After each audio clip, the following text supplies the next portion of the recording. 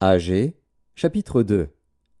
Le 21e jour du 7e mois, la parole de l'Éternel se révéla par Agé, le prophète, en ces mots.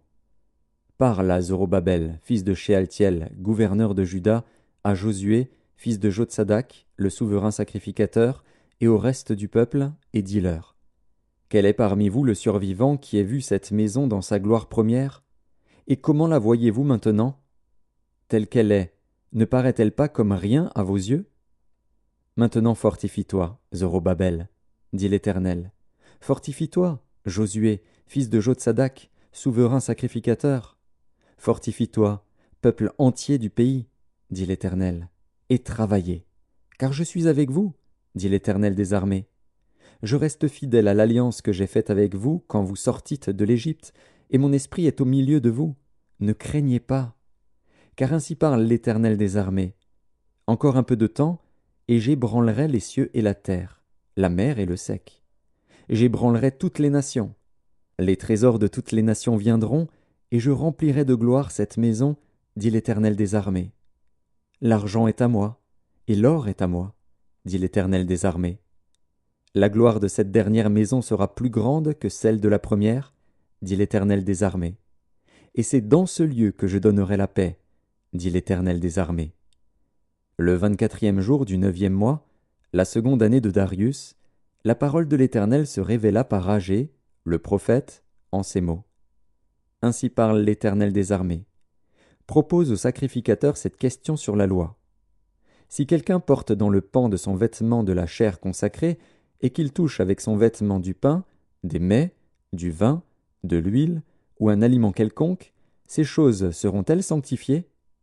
Les sacrificateurs répondirent, non.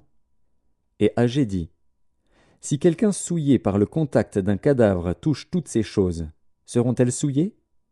Les sacrificateurs répondirent, elles seront souillées. Alors Agé, reprenant la parole, dit, tel est ce peuple, telle est cette nation devant moi, dit l'Éternel. Telles sont toutes les œuvres de leurs mains, ce qu'ils m'offrent là est souillé. Considérez donc attentivement ce qui s'est passé jusqu'à ce jour, avant qu'on eût mis pierre sur pierre au temple de l'Éternel. Alors, quand on venait à un tas de 20 mesures, il n'y en avait que 10. Quand on venait à la cuve pour puiser 50 mesures, il n'y en avait que 20. Je vous ai frappé par la rouille et par la nielle, et par la grêle. J'ai frappé tout le travail de vos mains. Malgré cela, vous n'êtes pas revenus à moi, dit l'Éternel. Considérez attentivement ce qui s'est passé jusqu'à ce jour, jusqu'au 24e jour du 9e mois, depuis le jour où le temple de l'Éternel a été fondé, considérez-le attentivement. Y avait-il encore de la semence dans les greniers? Même la vigne, le figuier, le grenadier et l'olivier n'ont rien rapporté. Mais dès ce jour je répandrai ma bénédiction. La parole de l'Éternel fut adressée pour la seconde fois à Agé, le 24e jour du mois, en ces mots. Parle à Zorobabel, gouverneur de Juda, et dis, j'ébranlerai les cieux et la terre. Je renverserai le trône des royaumes, je détruirai la force des royaumes des nations, je renverserai les chars et ceux qui les montent. Les chevaux et leurs cavaliers seront abattus, l'un par l'épée de l'autre. En ce jour-là, dit l'Éternel des armées, je te prendrai, Zorobabel, fils de Shealtiel, mon serviteur, dit l'Éternel, et je te garderai comme un sceau. Car je t'ai choisi, dit l'Éternel des armées.